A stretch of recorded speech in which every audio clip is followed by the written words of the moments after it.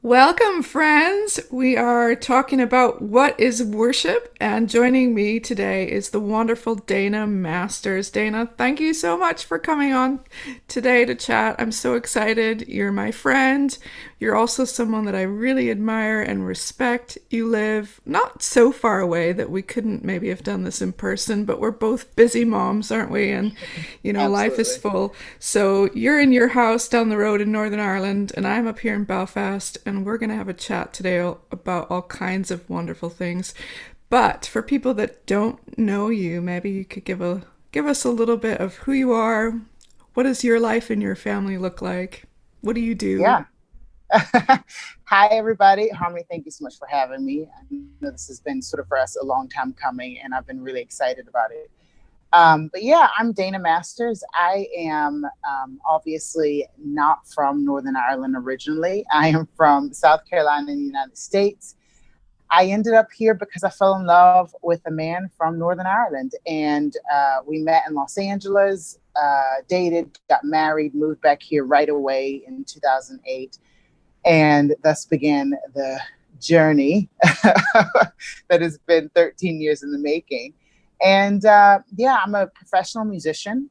I do sort of jazz soul music. I tour a lot, and my husband is a full-time minister. He planted a Vineyard Church here in Northern Ireland nearly 10 years ago that started in my living room Hmm. with 6 people.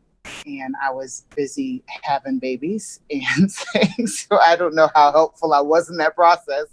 I did let them use my living room every once in a while, though. So that's my claim to fame in the church planting story. But yeah, and it's just been sort of more of the same for the last 10 years, but everything sort of growing. So my career growing, the church growing, our family growing. So Hmm. that's what I've been up to. Yeah. That was a really brilliant summary of a life that is really full. Well done. Um, so you have how many kids?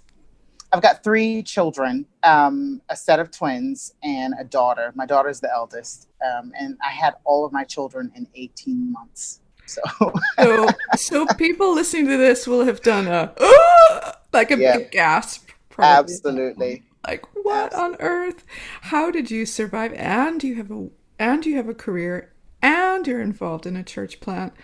I mean, that does sound a little bit crazy, Dana. Yeah, it was intense, and it was intense. Yeah, I think a lot of people like sort of relate to this. I think looking back, I go, oh my word, how did we do it? But when you're in the middle of doing stuff like that, you just sort of get on with it, don't you?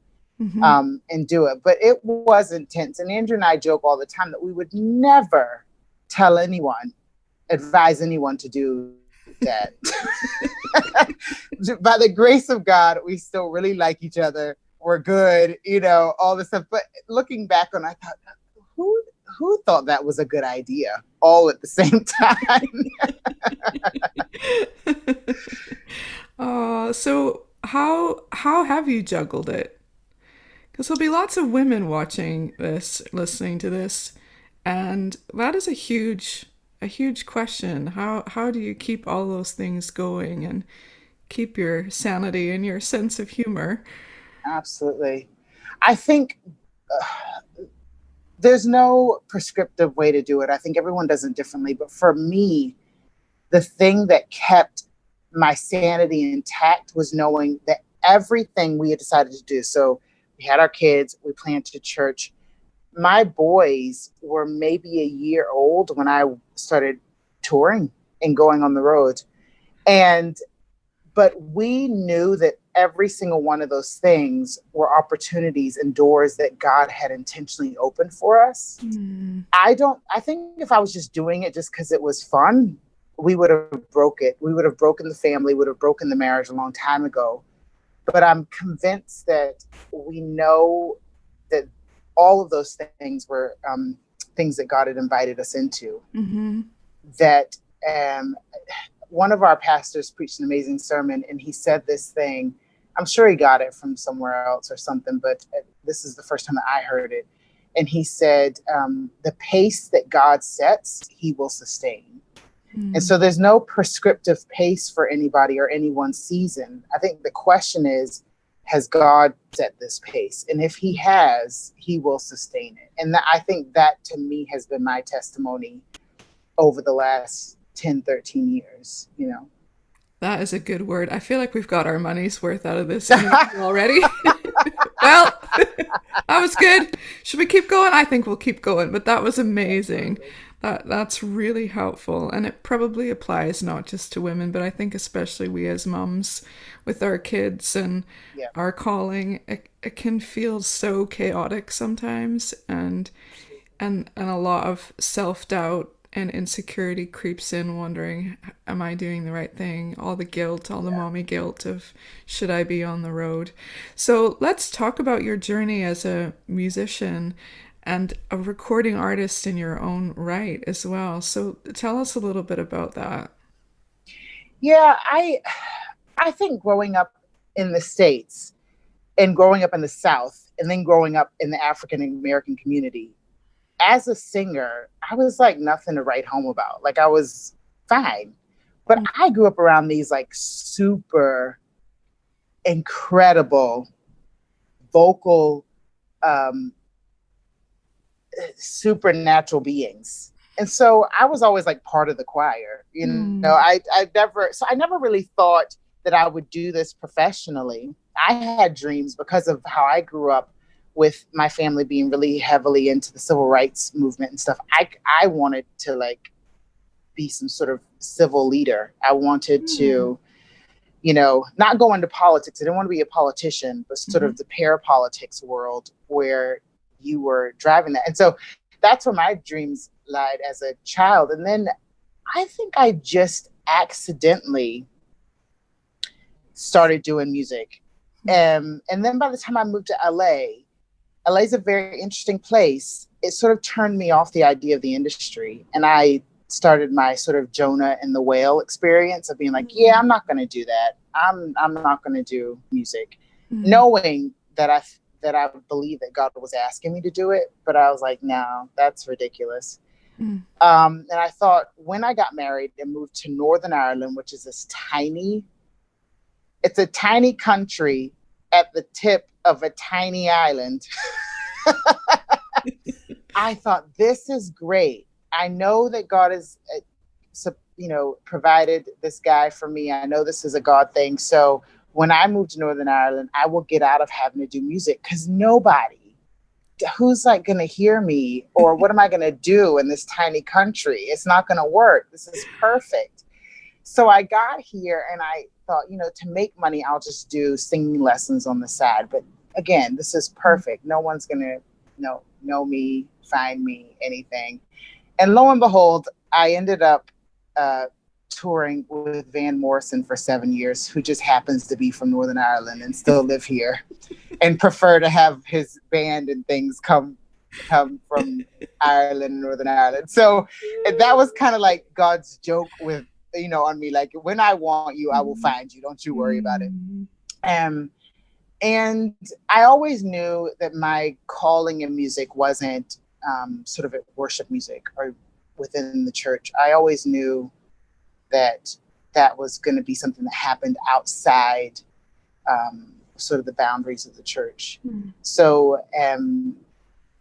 yeah. And over the last 7 years, while I've been touring with Van, the Lord has taken me on a journey to where I've now stopped touring with Van. I'm now out on my own.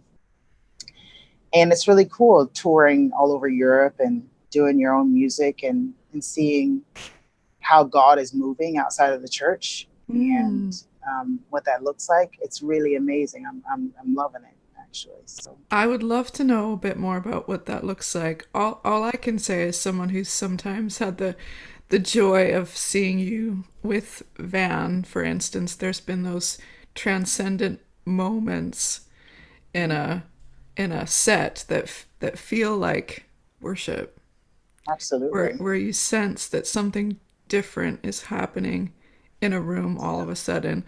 And I know I'm biased because I'm I'm your friend and I'm watching you like more than Van Morrison even on stage, you know, but you've contributed to that. And so there are these, I've got little glimpses of it, but I'm on the outside looking in. What is it like for you? What do you mean when you say how God is at work in those places? Yeah, I mean, there's the obvious thing of when you're on stage, I think you are, I've always felt challenged to create experiences like I had growing up with Vineyard Worship within my own set and my own context. And the challenge is do that without being able to say the name of Jesus Mm. or preach the gospel sort of explicitly, but actually allow music, which is something that God created, which is to me essentially supernatural, to be supernatural, to Mm. make room, to be a conduit. And so there's that moment in sets where, I mean, everybody is having this sort of supernatural experience, and how people, and to watch people after a show try to explain that without having any of the vocabulary Uh-huh. that we have for the supernatural. It's been amazing. But then also there have been times where, and listen, I am not, my gifting is not just being this natural evangelist. You know, I'm always the one that's cringing, like, oh my gosh, like, am I gonna, you know, Mm. this is difficult for me to do. And yet I found myself in places where I've been praying for healing for people in the middle of a Mm. club, in a jazz club. I found myself in situations where backstage, and I've I accidentally led someone to the Lord. But the best part of it is like they led me to lead them to the Lord, because I was like, they don't want me to do this. And they were like, hey, I know you're kind of spiritual and I know that you pray. Would you like to pray for me? And I'm like, oh, sure, I'll do that. Would you like to And pray? that's exactly like they're leading me to lead them to the Lord. And then eventually, just realizing that that person is now following Jesus. And What? it was one of those things where Jesus is just so gracious. And I know that he's like having a laugh at me. He's just like, Mm. what do you like? You know? Mm. Um, and so in that way, and even just recently having a conversation with a producer who wants to do some things with me, who he was like, hey, I know that you're spiritual, and just starts telling me his whole life story Huh. and how he felt really shunned by the church, Mm. and how it hasn't, he still believes in God, he just doesn't know what that means, and he's really hurt. And this is not me being like, hi, you know, tell me, this is God going before you, God Mm. at work, and like, and saying, hey, do you want to come to work with me today? Mm. Like, I'm literally doing stuff. The harvest is ripe for the picking. Yeah. You can come along. Um, and to be quite honest with you, Harmony, for me personally, I've seen situations like that more outside of the church than I Mm. ever have when I was sort of Hmm. in, like, you know, Monday through Friday and in the meeting, you know. Yeah. So Wow. I feel so inspired just hearing those couple of little stories. And it strikes me as well though that it's brave what you've done. You could have stayed within the church. You could also still be, you know, singing behind someone else. So there's a number of ways in which you've been really brave and put yourself out there. And I just really respect that. So, what would you maybe say to people that are trying to find the courage? You know, they know they're in the whale. They're a Jonah right now, yeah. and they're listening to you, and they're feeling that sort of that feeling in their gut.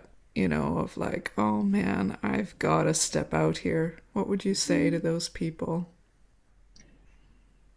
I think what's interesting for me is, I am not in any way, shape, or form, I would say, the best Christian I know, in that Um, all these lessons I feel like I've been really hard-headed on, you know, but I think the grace for me has been, and my posture towards Jesus my whole life has always been that of, I do want to obey you. I want to obey you. And I'm going to be honest when things freak me out or I don't understand them or I feel very afraid of what that means. You know, for me, being a touring musician, the fear as a woman who has a family and who like had kids because I want to raise kids and I'm a homebody, I've always, and I still do, grapple with the fear of this being bad for my family. Mm-hmm. And there's constantly those conversations I have with Jesus, like, I'm going to obey you. So I need to be able to trust you with this thing that means the most to me. And I think for me, it's just always been honesty with Jesus. I found that whenever I was really honest and really vulnerable and laid bare, that he's always met me. He's always met me halfway. He's never left me to like, you know, to that fear on my own. You know, he's always been faithful. And so I would say to that person, be honest. Be honest with what you know also. Sometimes you have to say it out loud. I know you want me to do this. You know, here's why I'm afraid of doing this. And then say it to another person. And I find that when you do those two things, you're well on your way to being obedient to Jesus. Yeah, that's really good. Thanks, Dana. So let's talk a little bit about your journey with worship. We always ask on this podcast, what is worship? So let's do that, and then let's talk about your own journey with it, because it's not as if you haven't been involved at all. Yeah. You've even sang on a kids album for Vineyard Worship. Yes, that's my favorite thing I've done for, yeah, they loved it. I'm like, no, that's my favorite thing I've ever done for worship, because at our church, I'm like a celebrity with the kids. They're like, oh my gosh. And kids are the best to be celebrities with. They're so fun with it. Yeah. Forget about Van Morrison. It's the Forget kids about album. Van. They don't care. They're like, Van who? Yeah. Yeah. Brown-eyed what? And yeah, so my journey with worship started really early in my life. And I had a really interesting upbringing within the church, because obviously I am an African-American person who was brought up in the African-American community. But at the same time, my mom had this really, she was very determined to give me a diverse upbringing. And that meant that she sought out a church that was diverse. So I grew up in an Assemblies of God church in South Carolina that was 50% white people and 50% everything else you could ever think of. I mean, up until the point we went to that church, I did not know Black Russians existed, you know, and I didn't know. And the amount of languages spoken in our church, it was really crazy. And so, and I didn't know until later on that even that church was an anomaly, because the Assemblies of God in America is an extremely white, middle-aged man church. Do you know what I mean? And so that church in of itself was quite special. And we grew up on that sort of early Vineyard music. Even though I never went to a Vineyard church, I was like, they're hippies. They don't wear shoes when they come inside. That's really weird. But their worship was really good. You know, that was my understanding of a Vineyard person in America. And I was right to some extent also, the American Vineyard. But anyway, I remember spending hours, like as a young person, as like a 12 and 13-year-old person, on my face before Jesus with that worship music, just weeping, because there was something so raw and simple, and there was no pretense, there was no trying to sound a certain way. There was this uninhibited, just like the cry of my heart to Jesus music. And in fact, where I gave my life to Jesus was actually at this revival down in Florida called the Brownsville Revival. Mm. And I remember because Vineyard and Brownsville Revival actually did an album together with who was my favorite worship leader at that stage, Lindo Cooley, this guy from Brownsville Revival. And how I gave my life to Jesus was, this revival was crazy. I mean, like crazy. Like stuff was happening that people now are like, is that even a thing? And yet the way I gave my life to Jesus, I didn't go up for prayer. No one prayed for me. I remember the worship being so potent. And the Spirit of God just settled on me in such a quiet way, but it was heavy that I had to turn around in my seat. I turned around and I knelt and put my face in my seat. And I just wept in worship. And that was my moment of going, yeah, this is who you are, and I'm going to give my life to you. So for me, worship, whether I'm leading it or not, is always like such an important part of my story with Jesus. And it's such an important part of how I hear from Jesus and how I express myself to Jesus. So yeah. And I don't lead worship often. I've come to realize, I'm now 38. I've come to realize that I don't know that that's where I am supposed to be.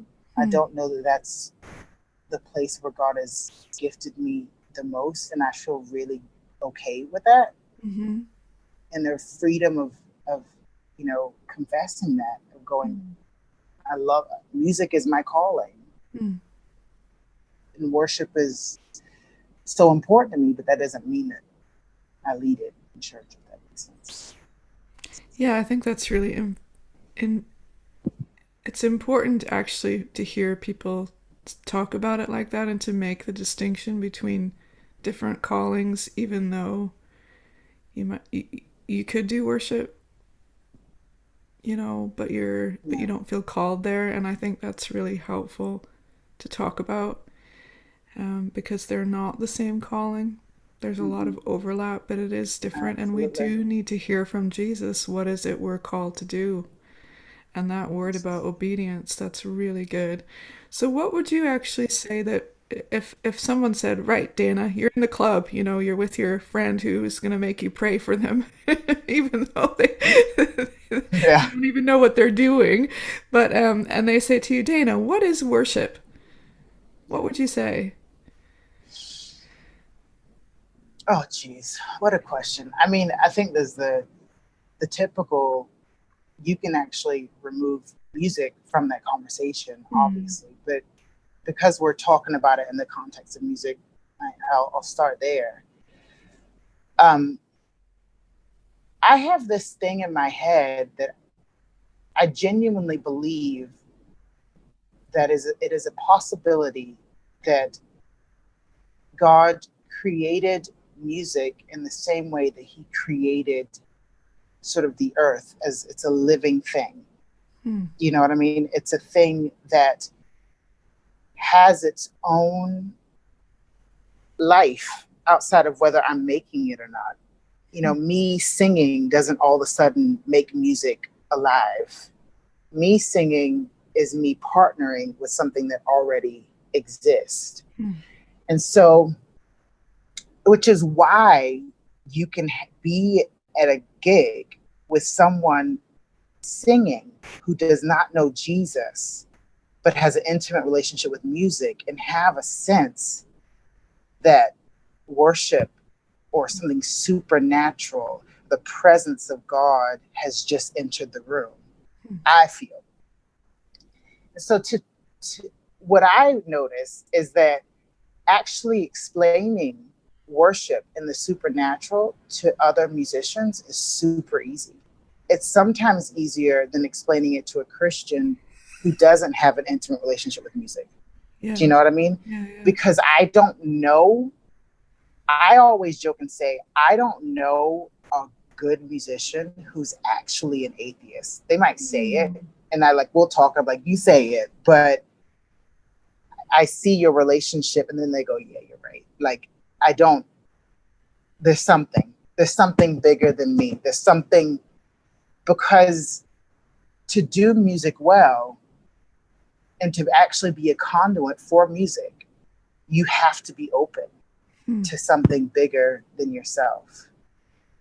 And so if I had to try to explain it to someone outside of the church, that's where I start.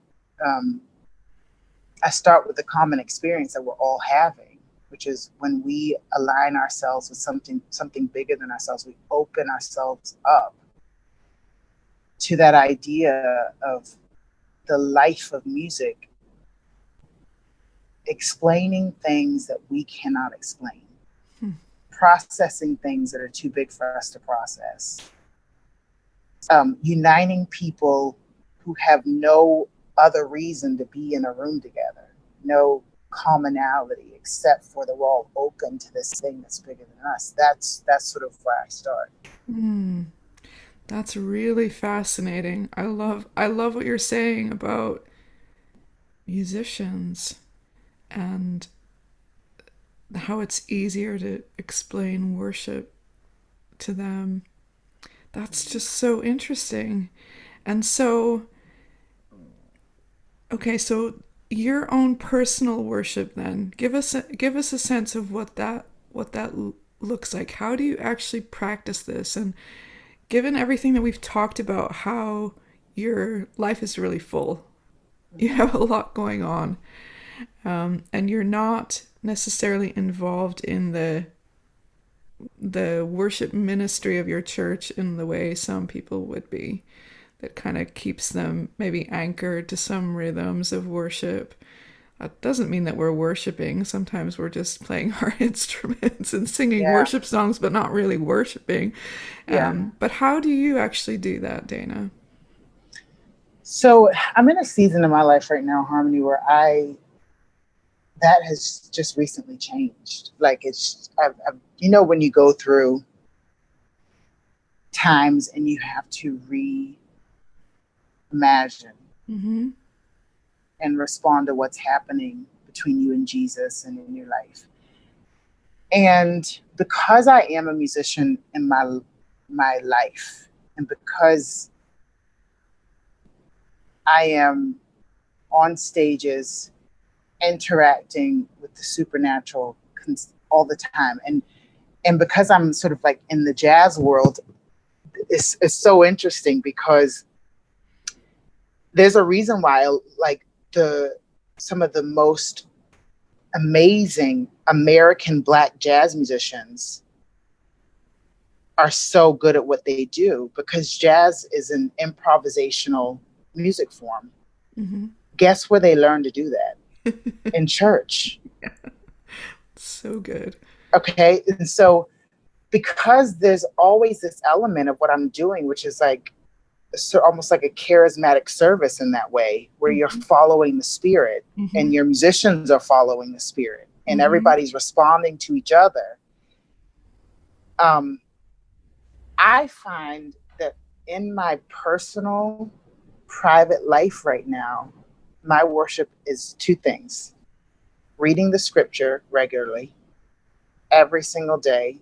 And I have to discipline myself to read the whole thing. So I'm right now reading through the Bible, so the genealogies and all this stuff where you're just like, this is not fun, but it's the discipline. I think it's that structure that in my personal life, I feel like the Father's like, there's a beauty in this structure. And I want you to understand this, that my personal worship right now almost looks more liturgical. And so there's two things. There's the scripture reading, and as a family, we sing through hymns right now. We sing old hymns. This week's hymn is Praise to the Lord the Almighty. Oh, I love that one. I love that one. And I'm like weeping through it because that's just what my soul is craving right now. And that is where the Holy Spirit has led me. And I think the beauty of that is that I have both of those sort of styles of worship in my life right now.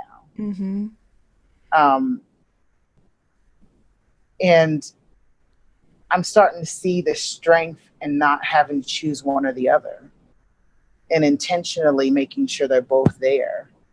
The wild following of the Spirit and the structure of discipline within worship and Mm-hmm. consistency.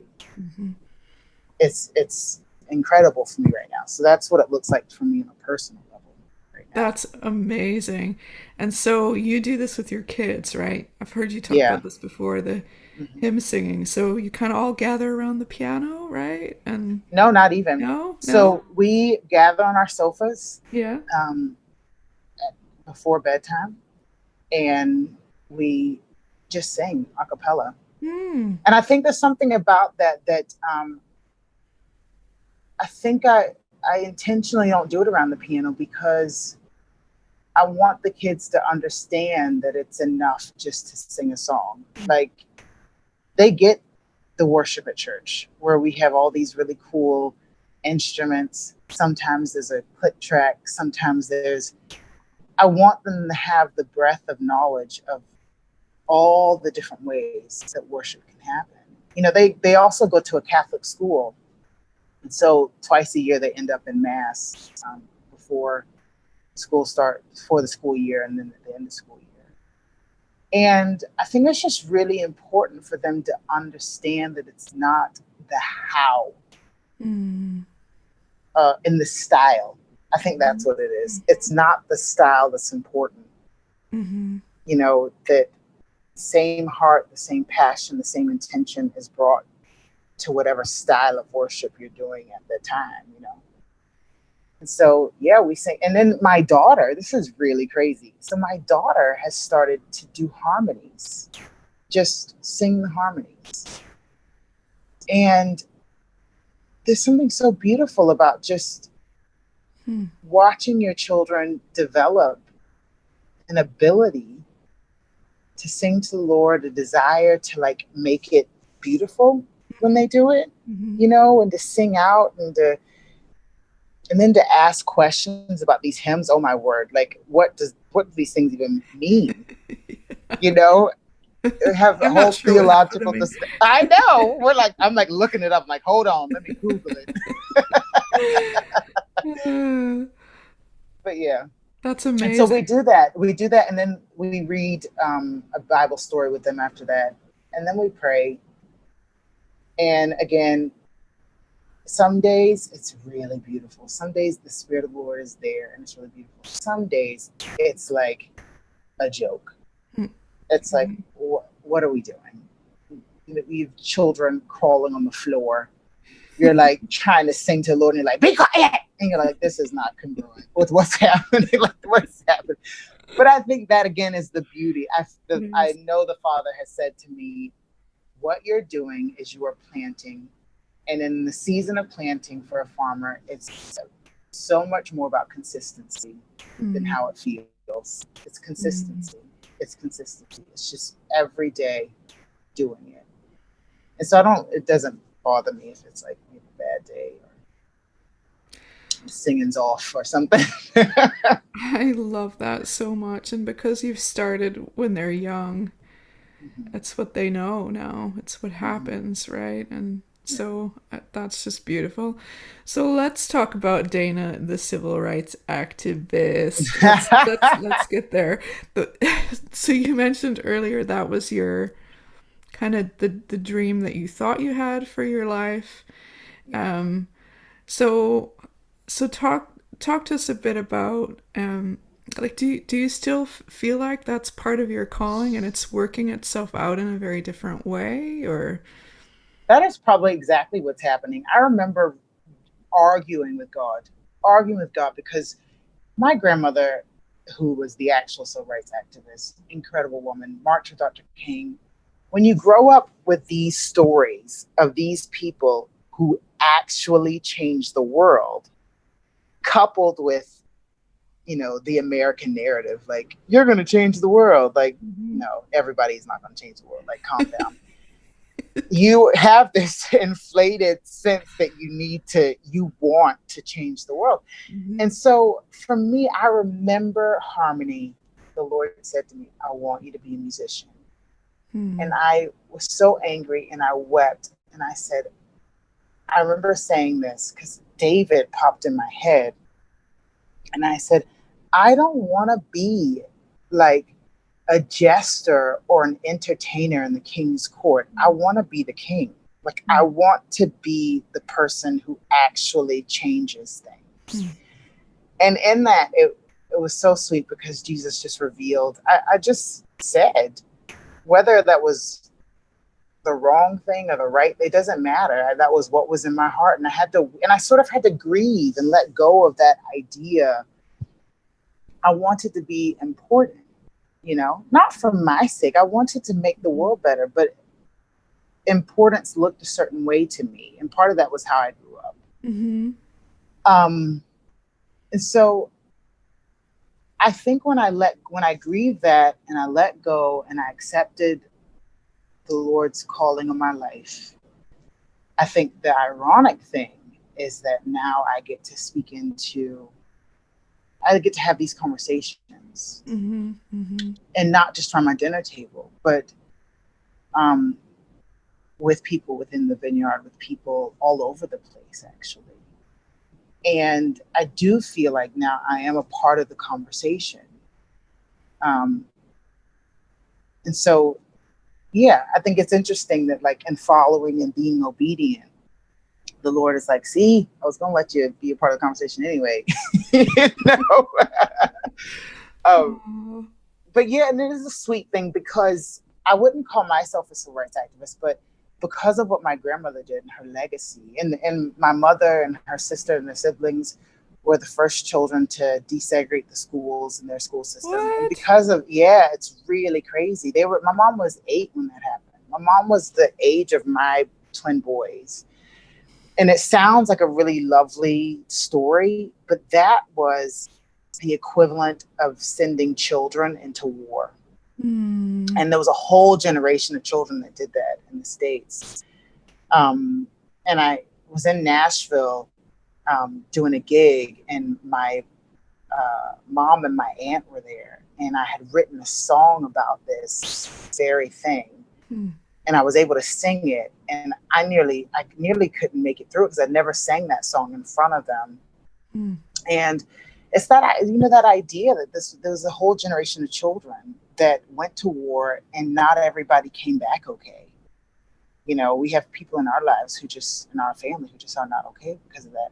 And so being able, I think, to highlight their story, whether it's through my music, whether it's through things like this, I feel what an incredible honor to be able to sort of continue my grandmother's legacy, the legacy of the people who came before me. Yeah, I just think it's kind of, I feel like a sense of awe hearing that story about your grandmother. And here you are in Northern Ireland, and we're having this conversation, and we're about to talk about all of this in the context of worship, because that's where I want to go with this. But I feel like a sense of I felt like this is a holy thing, and the fact that that's in your story is incredible. Like, that's your grandmother. I know. It's incredible. And your kids are inheriting that legacy as well. It's so moving. Absolutely. So I'm sure that there were stories that you heard that would make make our hair stand on end, and we maybe wouldn't even believe what you're saying. I would love to talk to you about what you're seeing in the conversations that you're having. And this has been such an interesting and painful time for the church. So many things are getting exposed. Some things are getting talked about. You're saying this calling to be a world changer. I guess is anything going to change? Are things changing, Dana? What do you think? Because I feel like we've had some conversations, some things have been highlighted, and it's been really messy, really painful. But are things actually changing? What do you think? That's such a hard thing to say or to try and determine. I do think that things are changing. I think change always feels very slow for sort of the current generation. But when I think about the fact that when my mother was a child, my marriage to my white Northern Irish husband would have been illegal in my state. When I think about the fact that my mother was a child when there were white only water fountains and she had to go to the black water fountain. My mother literally lived through the desegregation of education for blacks and whites. My mother had a white best friend as a child whose mother kicked her out of her house because she was black. And these are children. My grandmother's father was a white man, and my grandmother was a very pale, redheaded black woman. She was mixed. And my mother is extremely fair-skinned. She actually looks like she's mixed. She is, but you know. So this is like children who, you talk about colorism, they would have gotten less than what someone my skin color would have gotten.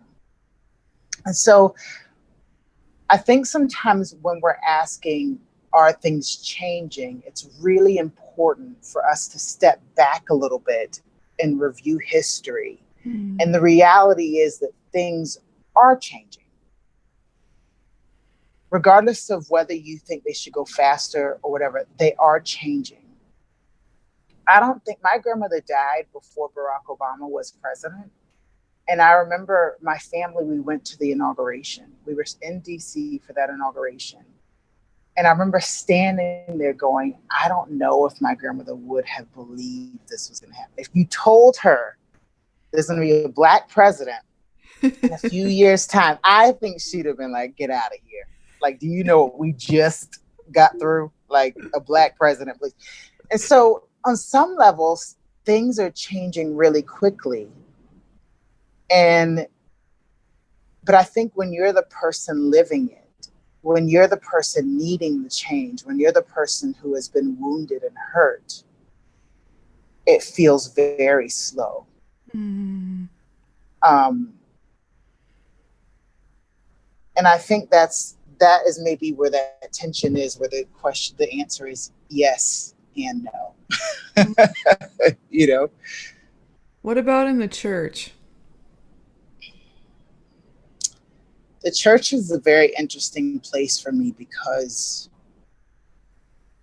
I grew up in that diverse church and I was really loved. And my pastor of that church was a white man and his wife was a white woman. And they're like my grandparents. They were like my grandparents. And I know I will never, ever say that they did not love me. I was loved by them. I was supported by them. And yet when I got engaged to Andrew, I knew that they didn't, I don't know if they still do or not. They did not believe in interracial marriages. This is the South that I grew up in. I don't even know what to say to that. I know. I'm just going to let you keep talking. Yeah, but then I want to speak more to our specific context, because I think sometimes here in the UK and in Ireland, the temptation is to look at America and see this really crazy story. Like, oh my gosh, those Americans, how could they? What craziness. But the reality is it's almost a harder thing here because the racism, the colorism, all the isms can be a little bit more subtle. And it's harder for someone like me. It's harder for the outsider. It's harder for the minority. It's harder for the brown person to articulate exactly what has happened in some situations, because it's not as, for lack of a better word, excuse the pun, black and white as the American story. Mm-hmm. Do you know what I mean? Mm-hmm. And I find that even more so than in the church, because in the church, we're all like, we love everybody, everybody's welcome, this, that, and the other. And I've had a conversation and said, not all welcomes are welcoming. Because sometimes the welcome is, you're welcome to come and become like us. You're welcome to slot in to our understanding of worship, of community, of whatever. And I think that still is something that is alive in our churches. And I don't think that people are doing it from an evil place. I don't even think they're doing it intentionally. Mm-hmm. I think that's just human nature to do that, to be quite honest with you. But it's actually time that we maybe name it and acknowledge it and acknowledge how hard it is to actually be diverse. Diversity is cute and fun when it's on paper and when we get to stand up in front of people and sort of say how diverse we are, but to actually live it, diversity is really hard. It's uncomfortable. It takes a lot of self-sacrifice, a lot of laying down of self. Yeah. So maybe let's make it really concrete. So an example would be, we have some worship leaders in the Vineyard in the UK and Ireland that are not white. Some of the musical leanings, some of the style, some of the chords, some of the embellishments sounds different to our white ears. And the question that has come my way, now not a lot to be fair, because we are trying, we're trying, we're trying to listen, but the question that has come my way, sometimes second or third hand, but is that still Vineyard? And I think that's an example of what you're saying. There are different kinds of welcome.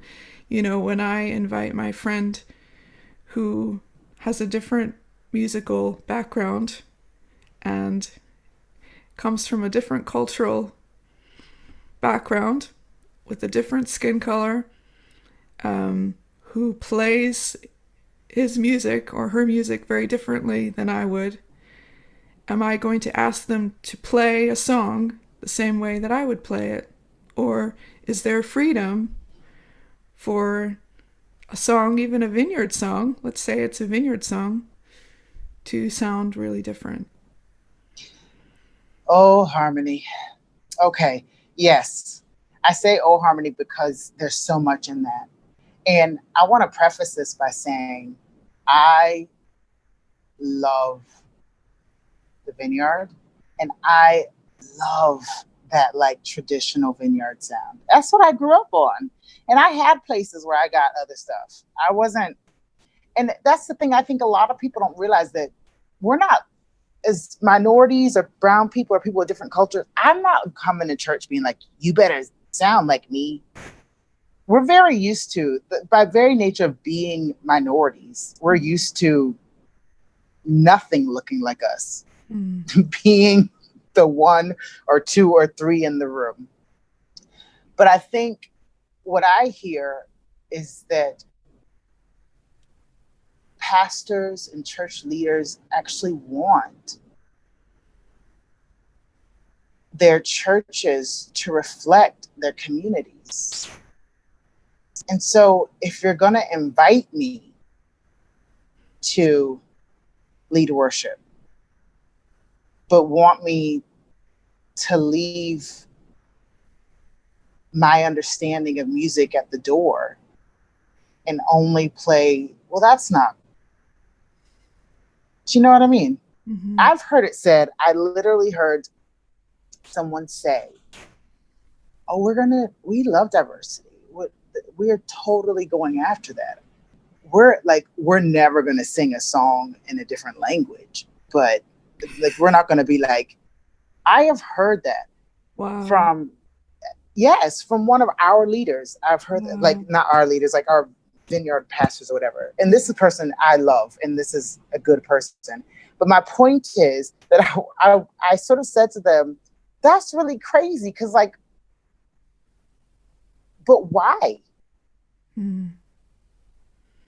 Like, what if that becomes something that's edifying for the whole community to like, even, it's not that I felt like they should. I just thought it was crazy that they decided they would never. Mm-hmm. There's two different things there. I've never, like, we're in Ireland. Mm-hmm. Like, maybe we should start singing some stuff in Irish, but no one's like singing songs in Spanish. We don't have any Spanish speakers in our church. Like, we're in the middle of Northern Ireland. Do you know what I mean? So that makes sense. Mm-hmm. And so I think it's that thing of like, not even saying we're going to do it, but maybe the first step is just saying, we'll stop saying we're not going to do it, because that's not Vineyard. But I think the question is, well, is that minority community in your church, are they Vineyard? Because by saying that's not Vineyard, you're kind of saying they're never going to be Vineyard. Mm-hmm. They'll always be a guest in your house. They'll not be at home here. Mm-hmm. And that's not them saying that. That's you saying that. Like, you've put that boundary. And I think that, I think like with everything, then we need to probably sit down and figure out, what does it mean to be Vineyard? Mm-hmm. Because if it's a certain sound, I don't know that's not what I understood it meant to be Vineyard, actually. Mm-hmm. Because even when I was listening to that hippie music, weeping on the floor, I wasn't weeping because it was hippie music. I was weeping because of the heart behind the music. Mm-hmm. Do you know what I mean? Yeah. Yeah. Yeah. Yeah. So, And that's not about a genre of music. That's not about a skin color. I'm actually not wearing any shoes right now, which is hilarious that you keep I saying told you. I told you. that. Neither am I, but though. Neither am but it is really I. hard, and I don't think that we realize that we feel a certain way, or that we have these anxieties around our sound changing. And this isn't just in the vineyard.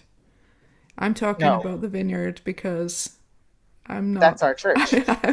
Exactly. It's not my job to talk about what other people are doing, but I think that it's a lot of this stuff is below the surface. We're not even aware of it Yeah, until there's a conflict, until we start to get defensive, and we don't know why we're defensive. We don't know why we're saying, "Oh, I don't like that gospel chord," you know.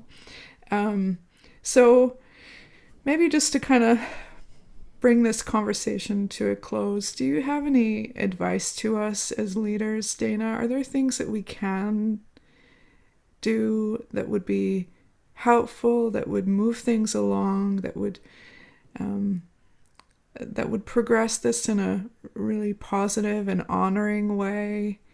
Because I don't want absolutely. us to stall out. I really want to see, I want to see diversity flourish in our movement and in the Absolutely. church around the world. But I'm surprised at how hard it is sometimes to actually effect actual change. And Yeah. so as a leader, I can get pretty discouraged. Um, and so I wonder, are there things that you could just just talk about for a while that might encourage us as leaders? Absolutely. It's so funny because both my husband and I, um, we sort of consider you and Andy sort of our pastors, because I think that's what happens when you're a lead pastor. You kind of need, you have your pastors. And so my actual pastor of my church is my husband, who knows my story. He's educated himself. He continues to educate himself. But I don't interact with him as my spiritual leader in that way. Do you know what I mean? And so I remember years ago, I think it was around the time 2 years before Trump was officially elected in America. And I remember feeling all sorts of crazy things that were really hard to feel over here because it felt like nobody really understood, and it was really difficult to talk about. Because while everyone else was watching America going, what a crazy place, this was a personal story to me. So it was, it was difficult. And I remember Andy Smith, phoning me, or either we were all at dinner or something. And he said to me, I hope this isn't weird, but I'm reading this book because I'm trying to educate myself better on what's happening in our country. And it was a book on Dr. King, massive book on Dr. King. And he was like, I would love, when I'm done, to maybe sit down and ask you some questions. And funny enough, that actually never happened. But what's crazy is I'll remind him. No, it wasn't him. It was me. I was like touring like crazy. What was crazy about that is after that conversation, I wept because I didn't know that I needed someone to care enough to put away their own defenses and to just be curious and want to ask questions and want to know. And so I think for me, as someone who is a spiritual leader for me, for my spiritual leader, for my quote unquote pastor, to approach me, and I think this is what's crazy, I totally get it. This is a really awkward conversation, and you don't want to, especially in like the UK. Ireland's a wee bit better in that we're not as afraid of making people feel bad. We're afraid at all. But there's like this, I've noticed, I don't know, I haven't lived in England or whatever, so this is just what I noticed as like one of the worst things you can do is create like a situation where we now have to have an emotional come to Jesus moment together, or it's awkward, or it's whatever. So I totally get maybe not wanting to do this, but the power in your leaders taking it on themselves to come and ask, and there being no defense. You have to like put down the defenses. And that's a really hard ask, like I know even just within my marriage, if Andrew comes to me, he's like, when you did this or when this happened, everything in me is like, you know what? Well, you didn't unload the dishwasher, like something complete, because so I can't imagine what that feels like with something that actually means something when it comes to people talking about how we've treated other people historically. So that's the first thing I would say is if you are in leadership within a Vineyard church or within a church, any church, the proactivity of putting aside your own defenses and asking a question. And also with Andy, that he educated himself first. So he wasn't going to like come to me like, tell me the story of civil rights. I'm like, man, they wrote lots of books about this. You know what I mean? Like, you're wasting my time. This is Google it. And then come ask me, about my personal experience. Like, So I think it's important not to treat the people in your community as if they're there to educate you on things that are very easily found.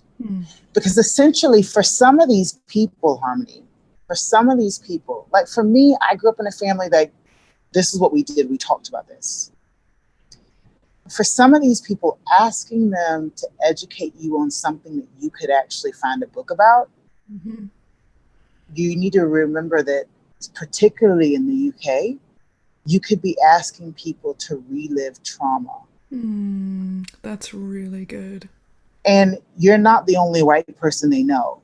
So, Yeah. like, if everybody did that in Yeah, their yeah, lives, yeah. how often are they having Yeah. to not only be, it's very difficult. I grew up, we weren't brought up to be seen, to see ourselves as victims. So even that's a humbling experience right now. Some people think, oh, you're having your day in the sun, no, there's a really difficult part of this where now the story's being told publicly that is, there's a, it's sometimes I can feel a little bit humiliated a little bit.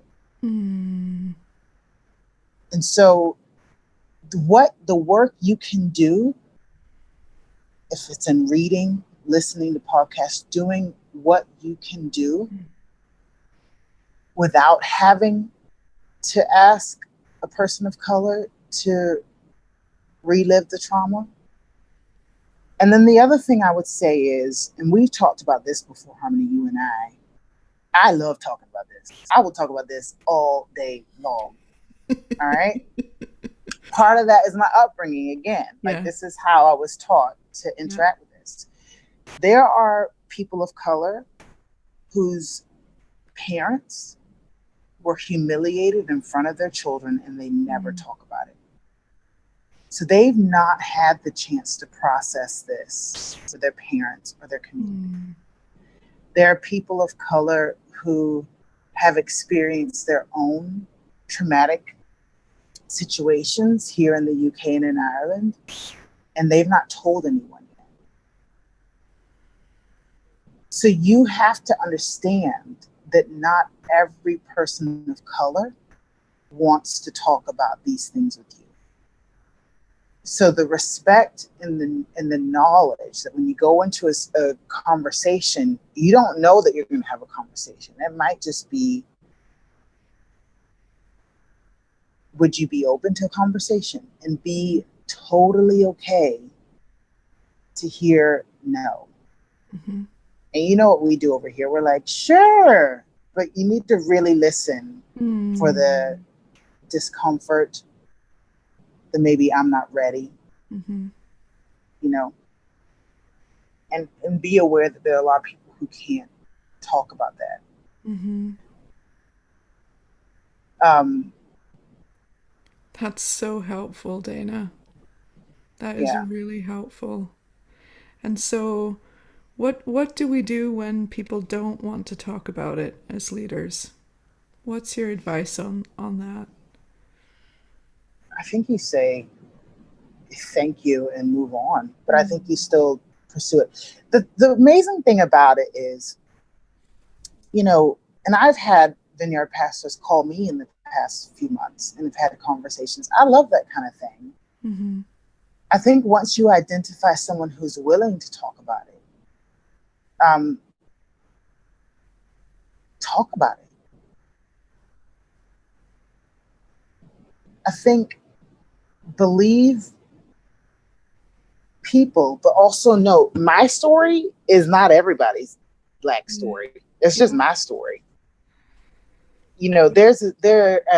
There are as many experiences as there are Black people. I know Black people who are like, racism? What racism? I never, and I'm like, what?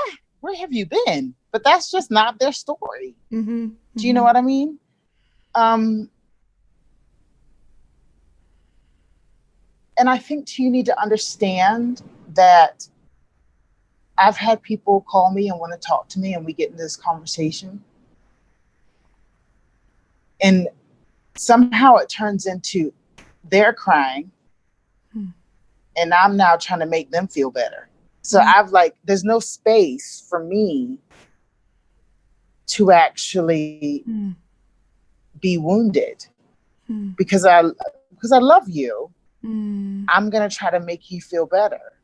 Mm. And them sort of being okay with that. Like, and I love that heart that would cause someone to weep at the story. But I think also it's really important that you need to know that maybe when you listen to these stories, take on the story and maybe go and process with someone who's not traumatized, had been traumatized, you Mm-hmm. know? So maybe with someone else in your leadership team, you know, all this other stuff. And then another thing, someone asked me, how do you feel? Like there's all these churches coming out and like they're having these services and they're like repenting of racism and, you know, and all this stuff. And I'm like, that's lovely. Obviously, repentance is always our posture. But I would say beware of the temptation to want to make this journey an event and then be done with it. It took us a long time Mm. historically to get here. Mm-hmm. In my case, as far as my family can trace ourselves back, slavery and institutional racism and abuse and psychological damage has been a part of our story. This is generations and generations and generations and generations and generations. To think that you were going to hold a meeting and have a moment of repentance, and like this is a long journey. This is a long journey for our societies to allow for healing for what has been generational wounding. Mm-hmm. Mm-hmm. And this is for me, the Black communities, the brown communities are not the only ones that need to heal. I always say racism is a disease and it has infected all of us. It affected us because we were made the victims of it. But it also affected the communities that were facilitating it. And we all need to figure out what it means for us to heal from the idea of separating ourselves, considering ourselves better, preferring ourselves, all of these things. And so for me, it's a bit like when people talk about nature and what we're doing in nature, and oh my gosh, we need to do. And you're like, you know what? You are nature. You're a human being. Like, you know, it's that going. Racism isn't just a conversation about what we did to minorities the world over. Racism is about what we did to ourselves. We have damaged ourselves by this kind of thinking. We've damaged ourselves by this kind of exclusion. We've damaged ourselves by this idea of superiority. We've damaged ourselves greatly. And this is a long battle of healing, you know? So. That was really well articulated. I really appreciate that, Dana. And I think hearing all of that, I guess it feels like we're talking about the slow, patient work of the kingdom of God, like the mustard seeds and the yeast and the little conversations instead of the big wham bam, thank you, ma'am, event, as you called it. And so I think that's both really encouraging, but also it requires a level of commitment and obedience to the cause of the kingdom, because there isn't a quick fix. And if we really want to see diversity and inclusion in our churches, it is the slow, patient discipleship, friendship, conversation, having meals with, conversations upon conversations, and we all like a silver bullet. And so Absolutely. you're not giving us a silver bullet here. You're talking about healing over generations. Absolutely. And I think, too, Harmony, if I could say one more thing, I just sort of had this sort of picture pop in my head. This idea of what our music sounds like, this is all secondary. This will be the effects Mm. um, of the actual work we need to do.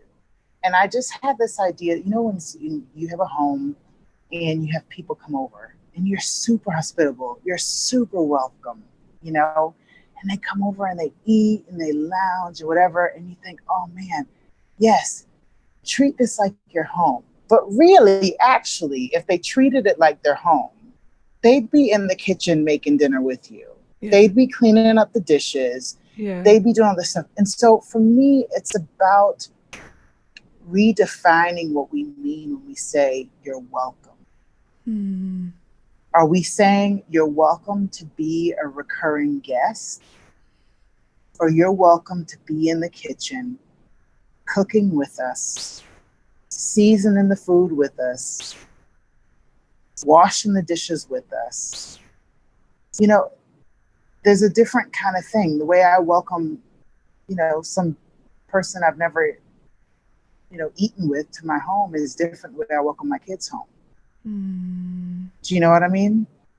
And so for me, once we define what the actual welcome is, and then we commit to the welcome, all that stuff, the music, all that stuff is just going to be a natural outflowing because whoever's in the kitchen's seasoning the food. Do you know what I mean?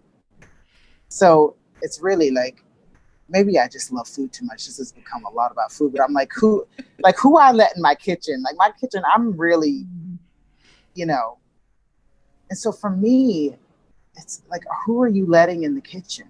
Not just who you're letting to come around the table. Anybody can come around my table in my house. But when I let you cook in my kitchen, oh, okay. Now you are part of the family, Yeah.